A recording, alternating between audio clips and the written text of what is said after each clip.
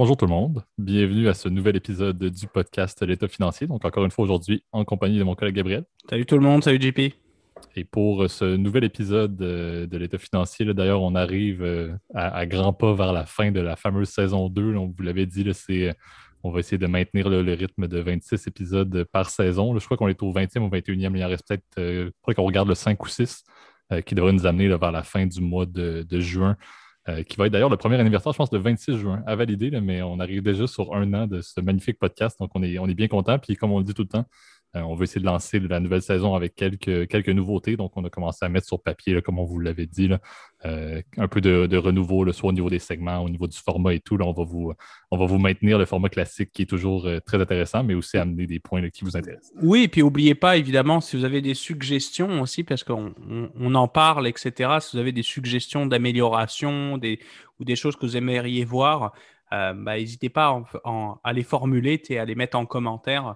Ça va faire aussi c'est notre segment publicité aussi du podcast. Absolument. Mais Puis ça, on ça rappelle, nous, on fait le podcast en grande partie parce qu'on aime beaucoup ça. Et puis encore une fois, c'était une idée là, qu'on voulait lancer, mais aussi c'est pour vous là, maintenant. Là. Vous êtes quand même une base d'auditeurs quand même assez intéressante. Donc on veut s'assurer là, que ça correspond aussi à ce qui vous intéresse parce qu'on l'a toujours dit, c'est de vous joindre à la discussion qu'on lance. Là. Donc le but est de faire des discussions qui vous intéressent également. Donc on va vous donner plus de nouvelles là-dessus dans les prochaines semaines. Mais pour l'instant, on a un bel épisode aujourd'hui là, avec deux sujets assez intéressants. Un proposé par Gab et un proposé par moi-même. Donc, assez diversifié au son de la cloche et dans vos poches. Avant de lancer ça, là, comme toujours, Gab, par contre, le petit disclaimer classique de début d'épisode.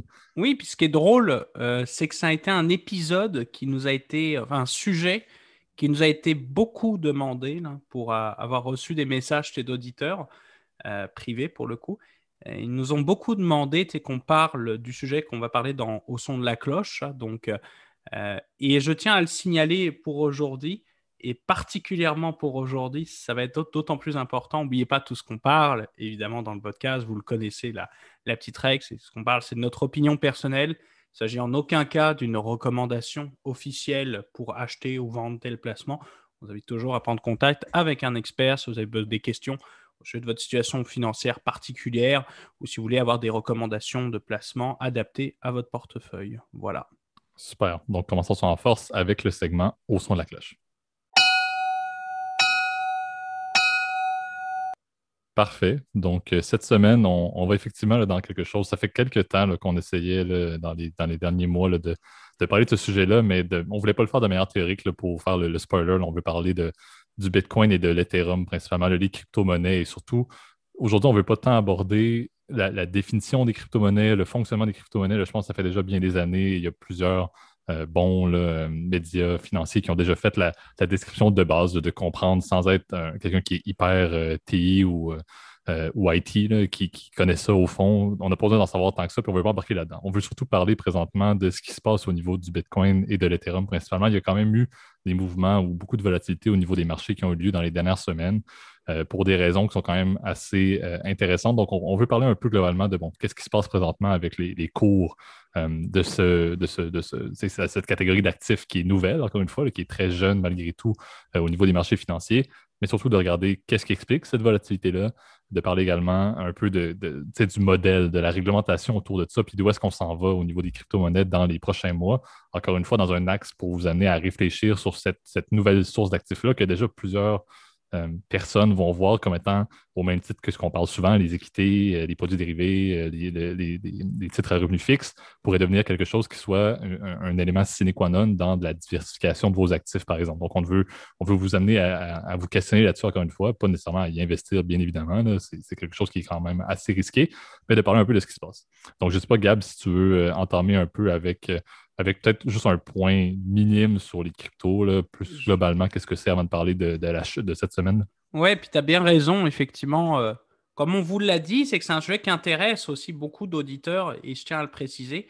C'est aussi un sujet qui est très complexe. Hein. Tu sais, les crypto-monnaies reposent sur des technologies qui sont moi-même, tu sais, puis alors qu'on s'intéresse à ça, tu sais, qui sont très complexes, et ça fait que je ne me sens pas non plus très légitime d'en parler personnellement de manière très approfondie, parce que moi-même, je n'y connais pas grand-chose. Un truc qui est très important aussi en crypto-monnaie, qu'il faut toujours se souvenir, c'est comme il s'agit de monnaie, ça ne repose pas, c'est contrairement à une entreprise ou par exemple comme un bon, par exemple, donc une obligation, il n'y a pas de cash flow qui est associé avec une crypto-monnaie, tu comprends? C'est vraiment, c'est un actif qui est dédié pour 95% des gens à de la spéculation, en fait. Donc, à savoir, est-ce que ça va gagner ou perdre en valeur, tout dépendamment si tu es long ou tu es short, tout dépendamment évidemment de telle situation que tu es. Alors, et c'est pour ça que je trouve que c'est toujours très difficile de parler objectivement de manière, euh, comment dire, en ayant tous les éléments pour pouvoir décrypter les crypto-monnaies. Parce que la valeur, elle va dépendre essentiellement des forces du marché. Est-ce qu'il y a plus d'acheteurs ou de vendeurs, en fait? C'est fondamentalement, c'est ça. Et cette caractéristique, tu vois, des crypto-monnaies, ça crée nécessairement ce qu'on appelle la volatilité. On en avait parlé, je pense même de la semaine dernière, là, du concept de volatilité par le fameux VIX. Mhm. Mais la volatilité, en fait, euh, je le définirais, moi, dans le cadre des crypto-monnaies, un peu, est-ce que, comment dire, en mathématiques, on utilise par exemple l'écart type pour mesurer la volatilité, mais je la définirais tout simplement, est-ce que ça fluctue beaucoup en fait, fondamentalement? Et c'est le cas sur les crypto-monnaies. Il y a parfois des moments de marché où il y a énormément de pression à l'achat. On l'a connu il y a quelques mois, ça explosait. En quelques jours, on avait franchi la barre, par exemple, des 60 000 dollars symboliques sur le Bitcoin. En 2017, si je ne me trompe pas, il y avait eu aussi comment dire, c'était la première fois que le Bitcoin dépassait les 20 000 dollars aussi. Et ça avait fait beaucoup, beaucoup parler, évidemment. Et ce qui était, moi, je trouve assez significatif, de montrer que le marché, les gens commençaient à s'intéresser au Bitcoin. C'est que, tu vois, moi-même, des fois, j'avais des collègues euh, là où je travaillais avant. On va pas citer on va pas citer de nom, mais je pense qu'elles se reconnaîtront si, si elles écoutent le podcast. J'avais des collègues qui ne connaissent rien, je veux dire, en trading et qui commençaient à me parler. Ah, Gab, écoute, est-ce qu'on devrait se lancer en crypto-monnaie? Je dis, bah, tu sais, c'est parce que. Est-ce que tu as des connaissances théoriques là-dessus? Est-ce que tu es prêt à tout perdre? Oui, bon, bah, si tel est le cas, bah, vois-le comme un espèce de casino géant, hein, parce que fondamentalement, c'est vrai qu'il y a très peu, encore une fois, de fondement économique derrière la valeur du Bitcoin. Et c'est ça que je trouve qui est beaucoup plus difficile, effectivement, à juger. Je pense que, par contre, c'est vrai que les derniers mois, et puis tu l'as bien souligné, JP, on a eu quand même pas mal d'événements qui ont pas mal fait bouger, effectivement, la valeur du Bitcoin. Et je trouve que c'est quand même assez intéressant quand même à analyser là pour le coup, là. Exact, parce que c'est ça, le but de l'épisode d'aujourd'hui ou du topo qu'on veut faire, c'est vraiment le fait que dans les derniers jours, officiellement, le Bitcoin a perdu près de la moitié de sa valeur là, en 10 jours. Je pense que c'est tombé autour de la barre des 30 000 dollars. Maintenant, je pense que c'est remonté autour des 36 là, mais c'est descendu autour des 30 000 dollars cette semaine par rapport à presque le double il y a 10 jours. Encore une fois, le Bitcoin étant la principale crypto-monnaie, on commence à voir des tendances si on peut dire des tendances de marché conventionnel plus courantes, dans le sens que le Bitcoin a souffert et l'Ethereum, qui est la numéro 2 au niveau des crypto-monnaies, a Mhm. souffert également. Elle n'était pas, si on peut dire, l'Ethereum n'était pas ciblée. On va expliquer un peu la raison là, de cette volatilité-là importante du Bitcoin. L'Ethereum n'était pas mentionné n'était pas ciblé comme le Bitcoin l'a été, mais elle l'a subi, encore une fois, parce que c'est un choc de marché conventionnel où l'ensemble, ou plusieurs titres, plusieurs éléments d'une catégorie d'actifs vont chuter en même temps, ben, ça commence à se présenter. Donc, moi, c'est quelque chose que je trouve intéressant de voir. Il commence à avoir davantage de nature conventionnelle. Si on peut dire, on est très loin du cas, là, mais dans les crypto-monnaies, parce que avant, c'était très le Bitcoin peut augmenter drastiquement, l'Ethereum pouvait chuter en même temps, puis le Dogecoin pouvait faire un peu n'importe quoi. Il n'y avait pas de cohésion entre les différentes crypto-monnaies. Maintenant, on semble voir qu'effectivement, si le Bitcoin est ciblé, les autres vont suivre également le cours de la principale crypto-monnaie, ce qui est très intéressant. Pour vous donner un peu d'informations, là, et c'est un peu de l'entrée vers un peu le renouveau qu'il y a présentement au niveau des crypto-monnaies, mais aussi les gros enjeux là, qu'on a parlé, surtout sur le domaine de la réglementation. Cette semaine, il y a eu, et encore une fois, je le mentionne à peu près depuis 7-8 épisodes, mais Elon Musk est un personnage polarisant pour lequel j'aime son esprit d'innovation et sa détermination pour, encore une fois, mettre en place des compagnies dans des industries qui sont vraiment de l'avenir, de mon avis, mais il y a aussi plusieurs défauts dont son implication sur Twitter et surtout son implication au niveau de commentaires qui ont des impacts notoires sur les marchés. Et c'est ce qui est arrivé cette semaine, encore une fois. Vous avez probablement entendu parler là, que Elon Musk a confirmé là, officiellement que par rapport à une annonce d'il y a quelques mois, je crois, maintenant, on ne pouvait plus se permettre d'acheter une Tesla avec du Bitcoin. Cette nouvelle-là, en mentionnant encore une fois que la raison pour laquelle il ne désirait plus autoriser, c'est le fait que le minage du Bitcoin, et ça, Gab, je sais que c'est quelque chose que tu pourrais faire un topo un peu plus développé, là, mais le minage qui, encore une fois, c'est toutes les bases, si on peut dire, si je ne me trompe pas, les bases de serveurs, etc., qui permettent, encore une fois, de maintenir active le fondement TI, le fondement technologique en arrière des crypto-monnaies, bref. Mais ces fameux serveurs-là prennent beaucoup d'énergie et ces serveurs-là sont souvent dans des pays qui ne sont pas nécessairement développés, qui utilisent de l'énergie qui est souvent fossile. Ça va souvent être du charbon. Donc, Elon Musk a dit, ben, à cause du fait que oui, on peut payer en Bitcoin, il croyait en la crypto-monnaie en tant que telle, mais le fait que la maintenir est quelque chose d'extrêmement polluant parce que c'est pas dans des pays, c'est pas le Québec, par exemple, avec notre hydroélectricité qui sont en train de faire beaucoup de minage de Bitcoin, ça cause des enjeux selon Elon Musk. Cette vision-là, au niveau de Elon Musk qui met ça publiquement sur Twitter, a fait chuter déjà le Bitcoin. Et en plus de ça, dans la même semaine, il y a la Chine qui est arrivée, les plus grandes banques chinoises, encore une fois, et on va dire les plus grandes banques chinoises, on s'entend que la ligne directrice est assez unitaire, ce n'est pas un avis indépendant, c'est c'est assez souvent, c'est Monsieur Xi Jinping qui dit oui, non, ça ne marchera plus. Là. Ben, c'est ça, c'est un peu centralisé, mais bon, c'est un ensemble de grandes banques chinoises qui ont fait la mention que présentement, là, ils ont mis en garde contre l'hypervolatilité du Bitcoin et la spéculation sur le Bitcoin en mentionnant encore une fois que c'était un petit peu une fausse devise, une fausse currency, que ce n'était pas quelque chose de véritable.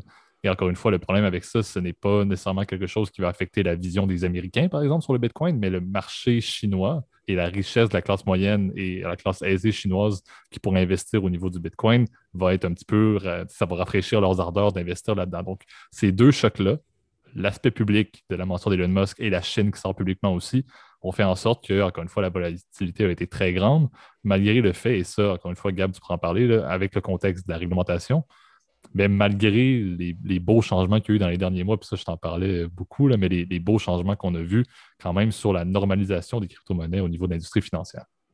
Oui, après, c'est vrai que je partage ton point, mon cher JP, comme souvent d'ailleurs. Euh, je dois t'avouer, comment dire, le premier facteur que tu as retenu, le facteur Elon Musk, effectivement, est tout particulièrement inquiétant. Hein. Tu vois, comme Donald Trump était capable de changer la politique mondiale, diplomatie internationale en un tweet, Elon Musk, de son côté, en un tweet, il est capable de faire bousculer les marchés financiers. Euh, Sa position en tant qu'initié, puis en tant qu'investisseur mondial, puis en tant que...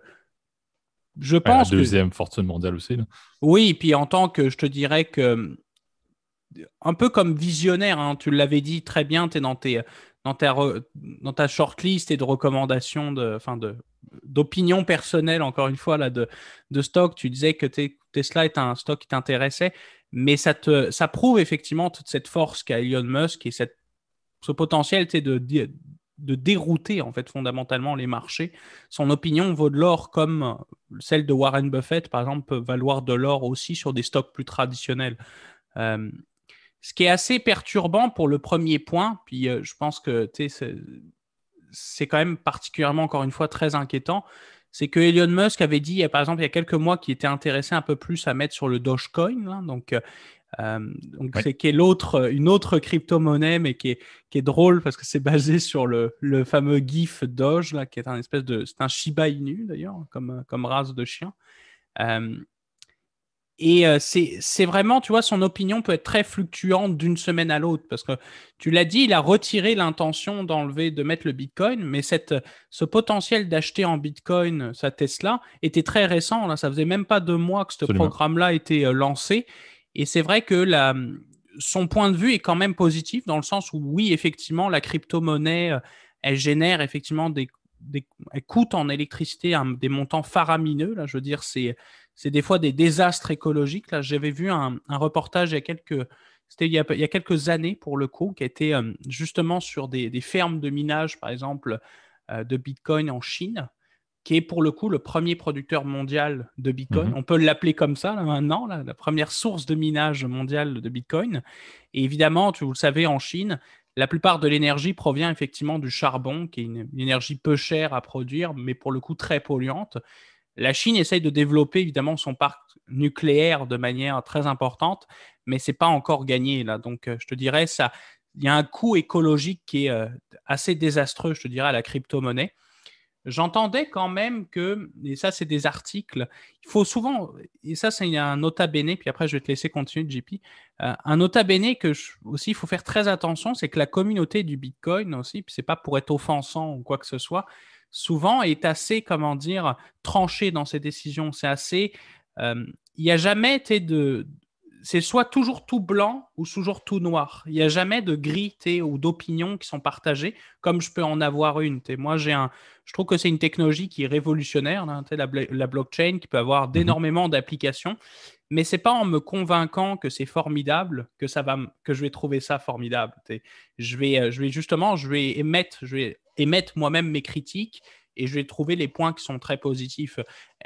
Et tu vois, par exemple, il y a beaucoup de gens qui disaient ah oui, mais tu vois la moitié de la blockchain, donc du minage, pardon, provient d'énergie propre. Oui, mais par exemple, c'est par rapport à, comment dire, au reste du monde, c'est énorme.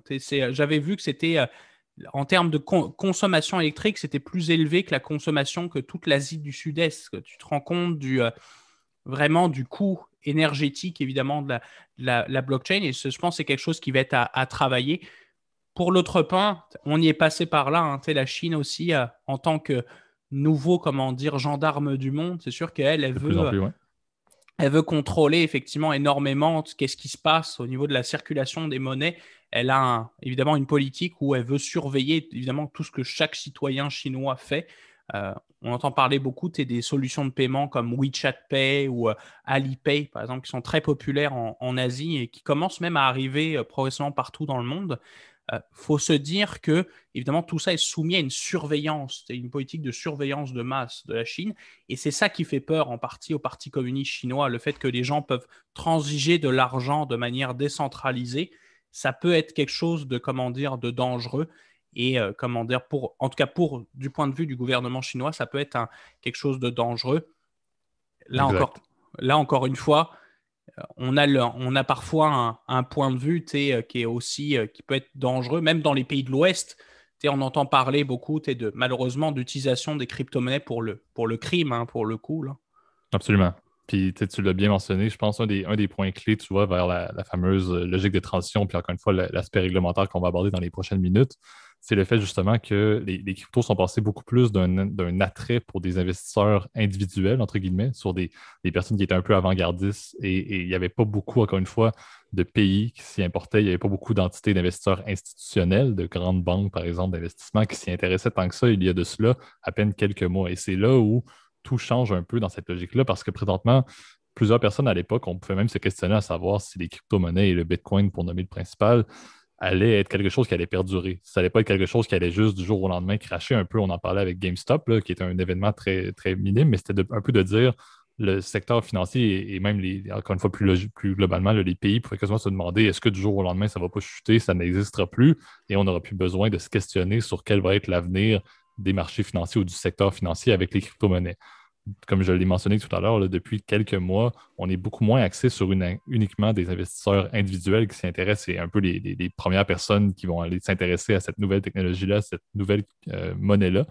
On est beaucoup plus basé sur le fait que maintenant, il y a des produits financiers qui vont être développés pour que les investisseurs institutionnels s'y intéressent. Moi, c'est un peu ça la transition que je veux faire. Présentement, on dit, mettons, la période avant, là, on est très peu réglementé.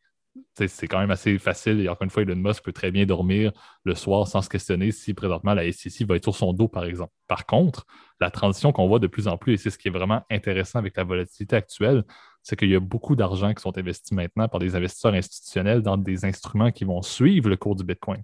On n'est pas en train de dire que tu as une grande banque de Wall Street qui investit directement dans le cours du Bitcoin, mais ils vont souvent investir, et c'est le cas, je crois qu'on en parlait il y a quelques semaines, mais il y a par exemple des ETF qui sont sortis maintenant Oui, tout qui à fait. répliquent le cours du Bitcoin et même de l'Ethereum présentement. Donc, on a encore une plus grande standardisation et ce n'est pas juste la standardisation qui va amener un changement dans le marché des crypto-monnaies, c'est beaucoup, encore une fois, le fait que maintenant, il y a de l'argent de grands capitaux, il y a de l'argent de grandes compagnies, de grandes corporations qui sont investies dans le Bitcoin, ce qui n'était pas le cas à l'époque. Est-ce que la SEC et les entités réglementaires allaient s'intéresser tant que ça à légiférer un marché qui, oui, impliquait quand même beaucoup, beaucoup, beaucoup d'argent, certes, mais qui était pour des petits investisseurs par-ci par-là, et qui était plus une communauté d'investisseurs individuels qu'avec des investisseurs institutionnels, peut-être pas. Maintenant, par contre, des chutes comme on a eu cette semaine, où la valeur du Bitcoin a perdu la moitié a perdu la moitié de sa valeur, en fait, en une semaine, en 10 jours, ben, présentement, ça touche quand même beaucoup de personnes, par exemple à Wall Street. Et là, c'est beaucoup moins intéressant de dire si tu as quelqu'un qui est assis à Wall Street sur son desk, qui regarde la valeur de son ETF ou la valeur des positions de son institution sur le ETF en question qui suit le cours, peut-être qu'il ne sera pas très, très content de savoir que la Chine a fait une sortie publique comme ça, qui a eu un impact. Peut-être qu'ils ne seront pas contents non plus qu'Elon Musk puisse faire ce qu'il veut comme ça, ce qu'il veut, pardon, au niveau de Twitter et qu'il y a un impact comme ça parce que maintenant, il y a des capitaux standardisés, des capitaux d'investisseurs institutionnels. C'est vraiment ça la grande transition que j'ai vraiment remarquée dans les derniers mois et qui amène, encore une fois, la logique que j'ai parlé tout à l'heure, l'industrie, le secteur des crypto-monnaies devient quelque chose qui peut être considéré au même titre presque. On est très loin d'être le même cas, mais ça peut être considéré au même titre que toute autre classe d'actifs dans lesquels des investisseurs individuels et institutionnels investissent. Et c'est vraiment ça. Puis je sais que Gab, tu es un gros fan de tout ce qui est conformité réglementaire, mais c'est vraiment ça qui m'intéresse de voir la volatilité maintenant et l'hyper-volatilité du Bitcoin n'aura plus lieu, selon moi, bientôt. Dans quelques mois, il risque d'avoir beaucoup de réglementations qui vont être mises en place. Et on sait que dès que les entités réglementaires s'imposent dans une industrie, ça va aussi amener beaucoup moins de volatilité. Avec raison, c'est le but d'une certaine manière. Et c'est vraiment ça que j'ai hâte de voir. Quel va être l'avenir du Bitcoin? Quel va être l'avenir de l'Ethereum une fois que la réglementation va être en place? Une fois qu'il n'y aura plus de l'hyper-volatilité où quelqu'un pourrait investir aujourd'hui dans le Bitcoin et devenir millionnaire dans 10 jours ou l'inversement, avoir tout perdu, il va probablement avoir une perte d'attrait pour les investisseurs individuels, pour ceux qui ont lancé initialement cette logique-là, pour encore une fois devenir un secteur d'actifs qui, vu qu'il va être moins intéressé par les personnes qui veulent faire en bon anglais du quick cash, mais plus maintenant axé sur des investisseurs des grandes corporations, selon moi, c'est là où le Bitcoin va vraiment devenir une classe d'actifs unique, plus stable, et encore une fois, qui va vraiment permettre de devenir une source de diversification pour tout le monde, parce qu'encore une fois, la fin des extrêmes va avoir lieu dès qu'on va rentrer avec les grandes entités réglementaires. Ce qui est assez, et je trouve que tu as bien résumé le point, JP, ce qui est assez perturbant aussi, puis ça c'est un point que je voulais rajouter, euh, c'est que on a parlé par exemple de la position de la Chine, etc. Et cette position est très ambivalente. Il y a quelques années, la Chine voyait justement à travers les crypto-monnaies une façon de concurrencer en fait l'hégémonie du dollar américain dans le monde. Hein. C'était vraiment, faisait partie de la stratégie de la Chine de dire, nous on veut, et ça vous le savez, la Chine a une politique de maintenir comment dire, le yuan, donc le renminbi, qui est le nom officiel là, du yuan, à un cours qui est très faible pour stimuler les exportations, etc., euh, par rapport au dollar. Et c'est vrai que cette stratégie-là, si tu veux, elle coûte cher, parce que ça demande à ce que tu dépenses en fait des réserves, que tu rachètes ta propre monnaie, et donc que tu utilises tes réserves de monnaie de change étrangère. Là. Donc c'est vrai que ça peut avoir un coût très élevé, effectivement, pour la Chine. Et cette politique-là, si tu veux, n'est pas durable. Alors, c'est vrai que ce retournement de veste, effectivement, quelques années plus tard, je pense qu'il est basé sur des inquiétudes qu'il peut y avoir. Euh, tu l'as dit, tu l'as bien dit, c'est vrai que l'industrie du Bitcoin commence un peu plus à devenir très white collar, comme on dirait en anglais. Donc, ce qu'on pourrait appeler en français, on va éviter de faire des anglicismes, là, mais c'est conçu pour les hommes en costume, quoi. C'est un peu ça. Et c'est vrai que quand tu vois les grands acteurs de l'industrie du Bitcoin, que passons par exemple Coinbase, qui pour moi est la plus grande plateforme qui existe, il y en a des centaines d'autres, là, mais je pense que c'est celle qui est la plus répandue à travers le monde, elle commence à avoir comment dire, une surveillance beaucoup plus accrue, une intégration beaucoup plus importante avec les régulateurs. Ils se voient, et c'est là tu vois une limitation aussi du Bitcoin, c'est que le fait que ce soit complètement décentralisé, ça peut créer effectivement quelques soucis effectivement au niveau de la réglementation.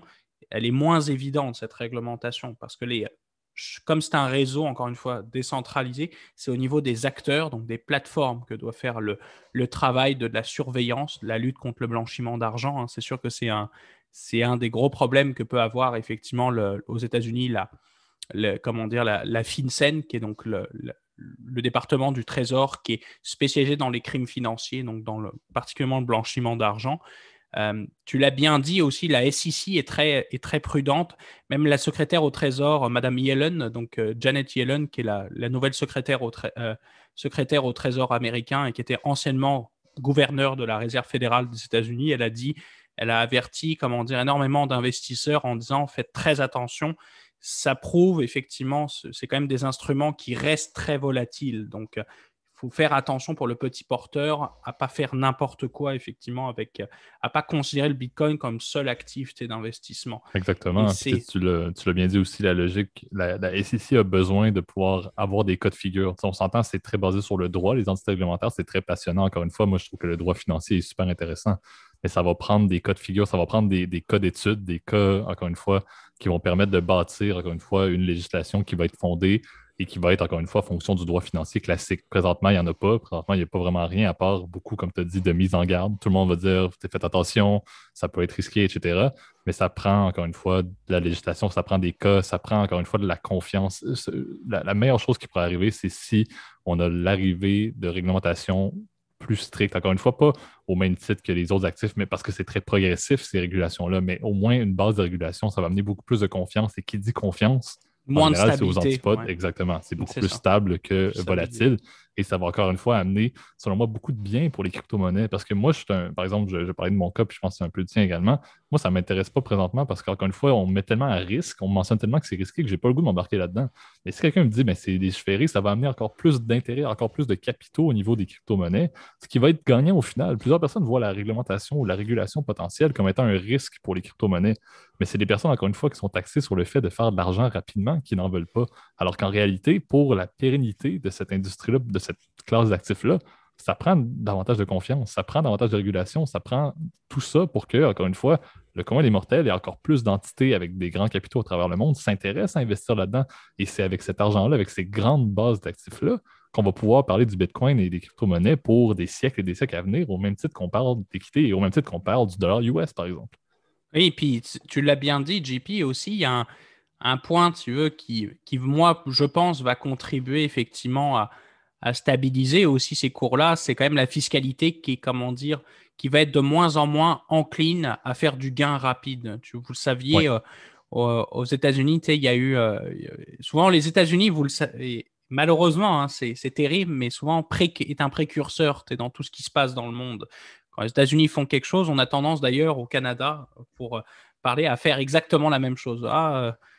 Donald dit ça, bah, Justin est très ah oui, ah, super, oui, c'est c'est ouais, mais génial. c'est sûr que c'est sûr que c'est difficile quand à peu près plus de 50% de tes exportations sont vers les Voilà, États-Unis. voilà, c'est sûr que c'est une relation très particulière, hein, Canada-États-Unis, mais je dois t'avouer, les Britanniques et même Français on a tendance à suivre exactement la même trajectoire, hein, que nous guident les États-Unis là. Donc, on a entendu parler pas mal, tu sais, avec justement peut-être le retour, tu sais, l'avènement tu sais, d'une dette Covid qui risque d'être très élevée. On commence à parler de plus en plus tu sais, de fiscalité, comment dire, élevée, notamment sur les successions. La fiscalité, c'est justement sur les revenus passifs, donc les revenus d'investissement, qui commencent à être beaucoup plus, comment dire, va être de plus en plus dissuasive. Les États-Unis, d'ailleurs, considèrent n'importe quel gain de crypto-monnaie, ce qu'on appelle un gain à court terme. Et ça, ils sont 2 fois Oui, plus taxés que les gains à long terme, qui sont traditionnellement des gains de plus d'1 an. Quand on y va avec. Donc, c'est quasiment 40% d'impôt sur le gain que tu as fait. Donc, ce qui est énorme, là. absolument. Donc, et cette pratique-là va permettre quand même à ramener un peu de stabilité quand même dans les marchés. C'est que les gens seront peut-être moins enclins à faire du quick cash, donc à Buy faire and sell, ouais. du buy Ça and va plus être du sell, buy and hold, ce qui est très bien, ouais. et ce qui est plutôt une bonne chose parce que ça va permettre d'utiliser le Bitcoin non plus comme moyen de spéculation, mais comme comme une monnaie d'échange en fait Absolument. quand tu partiras en voyage peut-être dans quelques années. Et ça, c'est mon souhait. Peut-être que tu amèneras plus des crypto-monnaies, puis tu feras tes achats tout seul en crypto-monnaie avec des frais réduits. C'est peut-être ça aussi qui va amener, je pense, la crypto-monnaie de manière générale, hein. Puis c'est sûr qu'aujourd'hui, les qualités qu'on vante de la crypto-monnaie, qui est la facilité d'achat, les transactions entre dans n'importe quel pays, malheureusement, ne sont pas présentes parce que justement, c'est un capharnaüm d'un point de vue réglementaire, fiscal, etc. Donc, c'est des choses auxquelles on va s'intéresser. Et Absolument. moi, je pense que il y a encore énormément d'épisodes à faire justement sur la crypto-monnaie. Et encore une fois, je ne me sens pas légitime non plus pour en parler beaucoup, beaucoup, parce que non plus, encore une fois, c'est très complexe pour moi. Mais ça reste quand même un sujet qui est passionnant. Mais je trouve la technologie, encore une fois, blockchain, peut amener énormément de changements positifs dans le monde. Dans la logistique, par exemple, c'est un outil qui est encore une fois très utilisé, etc. Et qui peut avoir peut contribuer, tu sais, à la croissance et à l'économie de manière générale. Exactement. Ben, c'est une très belle innovation. Et puis, tu sais, c'est un bon point, comme on l'a dit. Là, on risque de vouloir en parler davantage. Tu sais, vous le savez, là, on est rendu, je ne sais même plus au combienième épisode. Là, on est à plus de 50, je ne me souviens même plus. Là. On est au Mais 22, donc on doit ça, être c'est le 20e. On est à 40 quelques, peut-être. Là, 48. On est à 48, je Et puis, crois. tu sais, on n'avait pas encore parlé des crypto-monnaies justement parce que je pense que la meilleure manière de pouvoir en aborder, puis encore une fois, on va suivre toujours vos commentaires, mais c'est de regarder quand il y aura des changements marquants. Parce qu'encore une fois, je pense que ça va prendre des décennies avant que ça s'implante encore une fois de manière plus stable. On risque d'en reparler s'il y a un avènement de réglementation dans les prochains mois. Par exemple, ça pourrait être un bon deuxième épisode qu'on vous fera. Si vous avez des questions, encore une fois, n'hésitez pas à les mettre dans les commentaires. Mais également, le lisez là-dessus. Encore une fois, c'est quelque chose qui est intéressant à connaître et à s'informer. Parce que tu l'as bien dit, c'est quelque chose qui, selon toute vraisemblance, ne va pas disparaître et est une forme d'innovation qui est très intéressante. Donc, intéressez-vous, c'est un beau changement quand même dans le secteur financier. Mais encore une fois, là, gardez toujours l'axe de prudence parce que présentement, ce n'est pas des conditions qui sont, encore une fois, très intéressantes pour le commun des investisseurs présentement. Donc, passons maintenant à notre deuxième segment, dans vos poches. Parfait. Donc, le sujet de cette semaine proposé par Gab, encore une fois, là, on continue à trouver de l'inspiration pour les dans vos poches. Et puis, ce qui est intéressant, c'est qu'on s'embarque de plus en plus vers des investissements ou vers des concepts ou des sujets, si on peut dire, qui sont moins basiques, si on peut dire. Aujourd'hui, je trouve, Gab, tu nous proposes quelque chose qui est quand même assez. Je ne crois pas que plusieurs de nos auditeurs vont arriver avec cette idée-là. Là. Ils vont être surpris, mais c'est quelque chose qui est vraiment très intéressant. Puis je pense que tu as quand même quelques très bons points à faire. Là. Je vais te laisser nous parler de l'investissement halal, qui est une source d'investissement présentement et une forme d'investissement qui est en grand développement et qui est aussi très intéressant pour nos auditeurs musulmans. Là. C'est vraiment quelque chose, je trouve que c'est une belle innovation. Ça amène un beau renouveau dans un secteur financier, dans un système financier qui était très, si on peut dire, vanille au niveau de sa structure. C'était un one size fit all pour tout le monde, sans considération, encore une fois, pour les particularités, surtout religieuses dans ce contexte-ci. Donc, très intéressant. Gab, je vais te laisser faire l'introduction du sujet que tu me proposes cette semaine. Bah, tu l'as bien dit, JP. Mon Dieu, Mon Dieu, tu me précurseurs beaucoup là, dans cet épisode.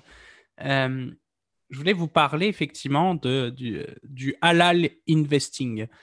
Euh, c'est un sujet, comment dire, qui est pas facile à aborder parce c'est assez, encore une fois, assez complexe. Là, c'est pour ça, et encore une fois, ne soyez pas surpris si on va pas non plus dans tous les détails parce que ça, évidemment, ce sont des concepts aussi religieux qui sont, moi personnellement, j'y connais rien. Là, puis faut être très humble là-dessus.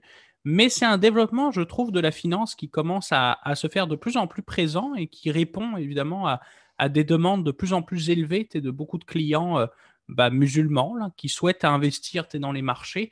Euh, Comme vous le savez, la charia, donc la loi islamique, donc d'ailleurs souvent on surnomme ces placements-là Sharia Compliant Investments, donc les investissements compatibles avec la charia, donc avec la loi islamique.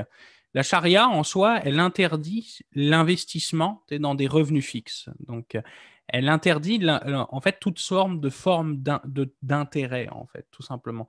L'intérêt est vu, en fait, selon la charia, et puis de ce que j'avais lu, là, comme, en fait, de manière générale, comme usurier, en fait. Donc, le fait, tout simplement, comment dire, d'emprunter de l'argent ou comment dire, de déposer de l'argent dans un compte bancaire et recevoir un intérêt, c'est vu de manière négative selon la charia. Donc, la plupart du temps, c'est sûr que comment dire, les clients, si tu veux, le système bancaire dans les pays, pays islamiques, là, donc particulièrement en Afrique du Nord ou même dans la péninsule arabique, ou même par exemple en Iran où ce genre de système est assez développé, sûr qu'ils sont obligés d'utiliser des moyens, on va dire, dérivés évidemment pour pouvoir évidemment avoir des organisations financières qui sont pérennes.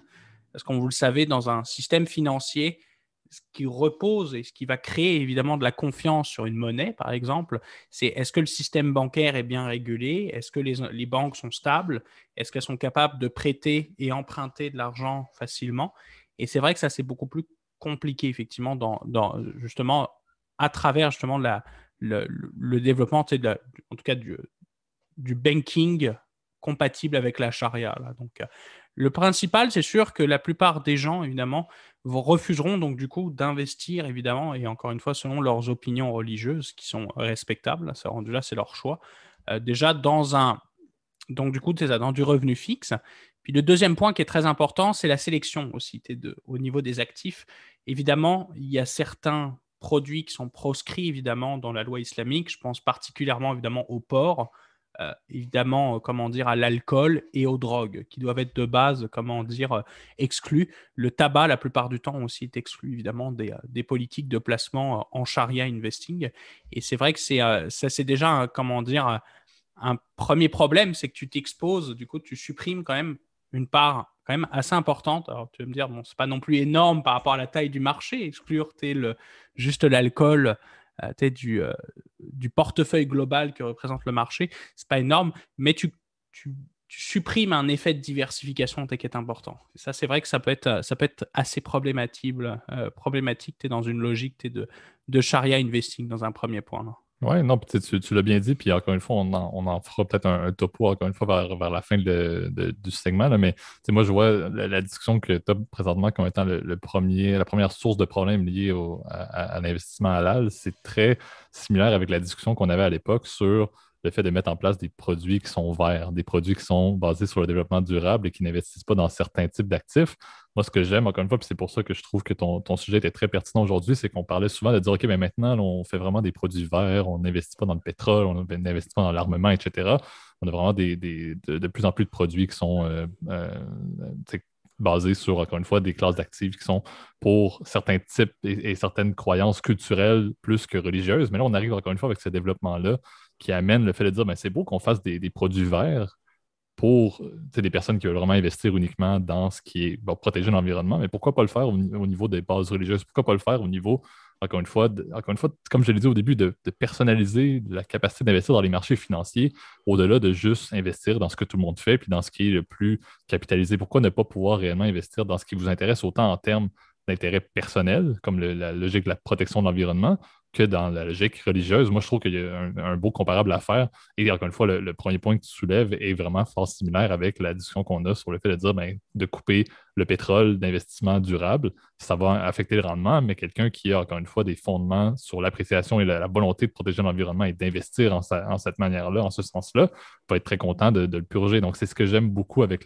l'innovation et l'avènement, si on peut dire, de produits qui sont basés justement sur le halal investment. Encore une fois, la même logique pour le développement durable, mais vraiment une personnalisation des marchés financiers pour tous.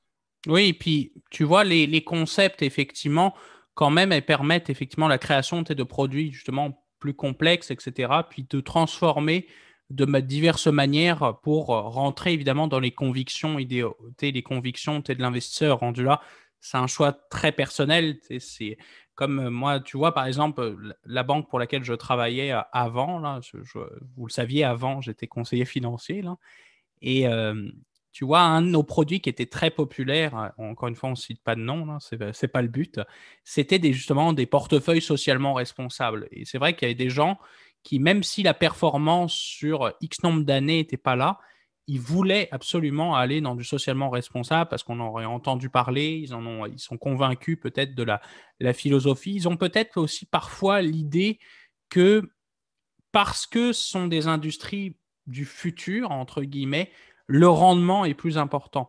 C'est pas toujours vrai, ça peut l'être aussi. Ça dépend encore une fois de facteurs de rentabilité, etc.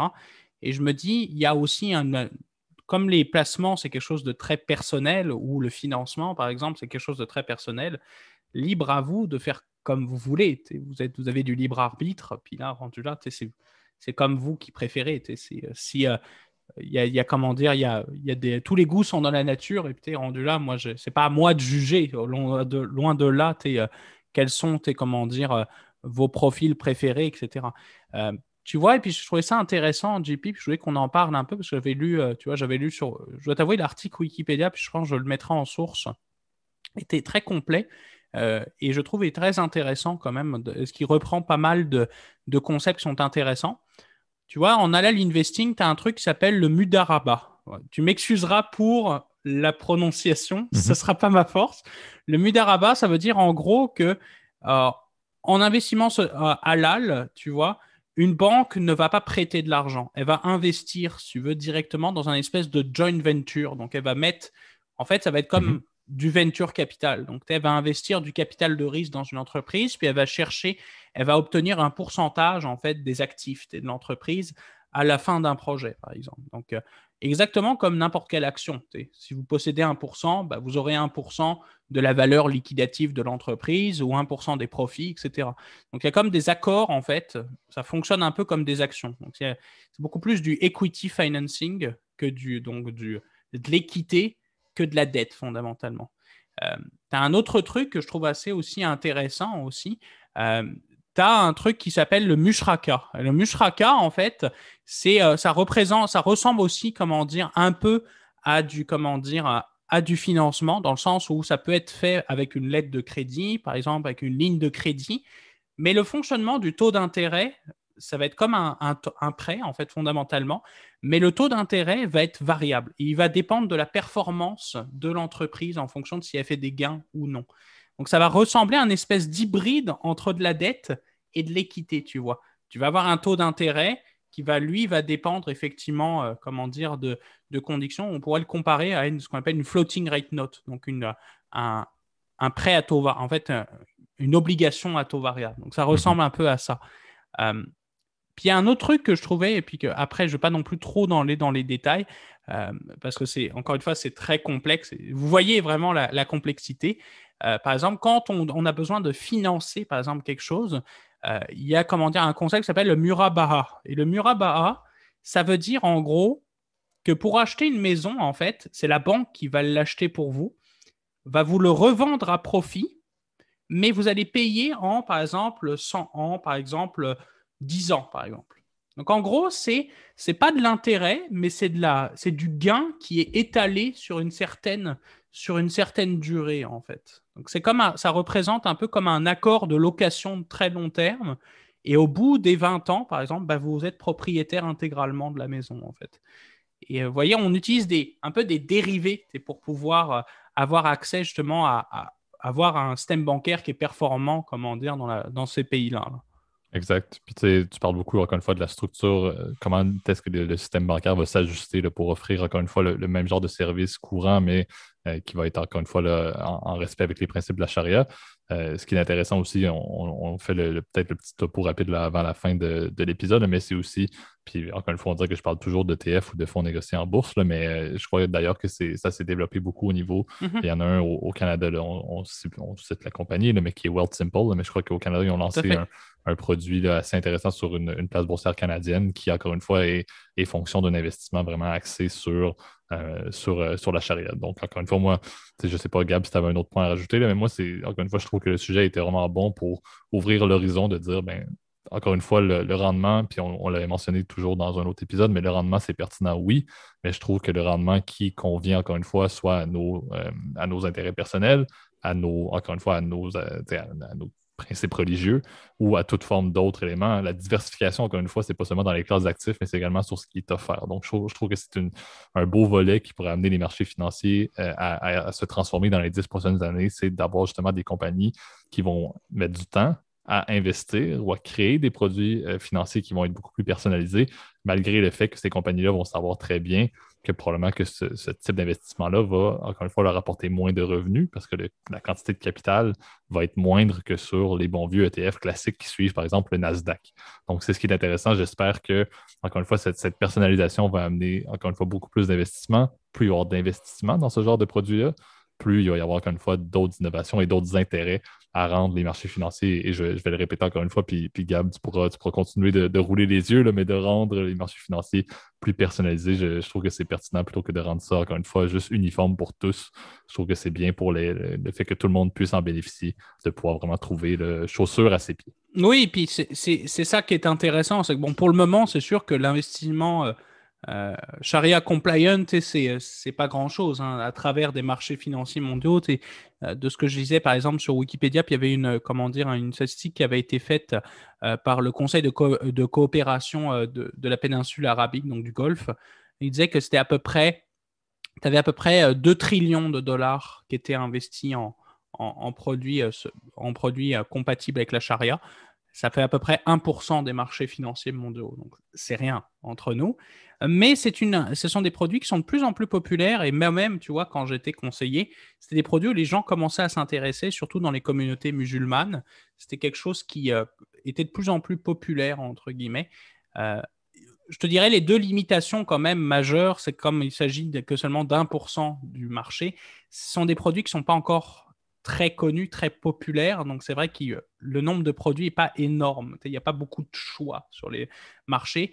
Pas toujours la liquidité aussi qu'on veut avoir sur ce genre de marché. Malheureusement, Ouais. comme il n'y a pas grand-chose, bah, c'est sûr que ce n'est pas évident, si tu veux, le fait d'acheter et vendre coûte cher en termes de spread, encore une fois. Là. Tu m'excuseras pour l'anglicisme. Et c'est vrai que c'est encore un marché qui était en cours en développement et où il y a encore beaucoup de choses à penser. On entend parler de plus en plus maintenant même de bons islamiques, donc d'obligations, mais avec un taux d'intérêt un peu spécifique, etc. Et là, tu vois, c'est encore des produits qui sont encore assez marginaux, tu vois, en Occident. Même chose, c'était pour on pourrait voir, justement sur l'article Wikipédia, c'est pour ça que je vous invite à le lire aussi, parce que je le trouve très intéressant, même s'il y a des termes un peu complexes pour nous occidentaux. Euh, il y a quand même comment dire, des choses assez intéressantes. Par exemple, on parle de cartes de crédit islamique, on parle aussi de produits, par exemple, d'assurance qui sont compatibles avec l'islam, etc. Et tout ça est très, très intéressant et fascinant, je pense, et va laisser, comment dire, beaucoup d'ouverture. C'est pour ça que je voulais en parler aujourd'hui pour justement développer vos connaissances, puis soyez curieux si jamais c'est quelque chose qui vous intéresse. Je peux que vous recommander à vous intéresser un peu à ces concepts-là qui deviendront, j'en suis persuadé, de plus en plus populaires Exact, et on dans les l'espère. Ouais. prochaines années. Ouais, c'est parfait.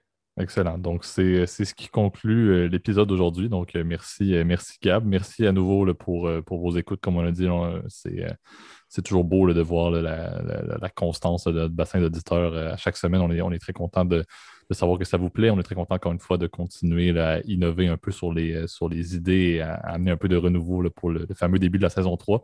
D'ici là, Gab, je vais te laisser faire le mot de la fin parce qu'il nous reste encore, au-delà de cet épisode-ci, quand même quelques épisodes là, qu'on va vous faire dans les prochaines semaines d'ici la fin de la saison 2.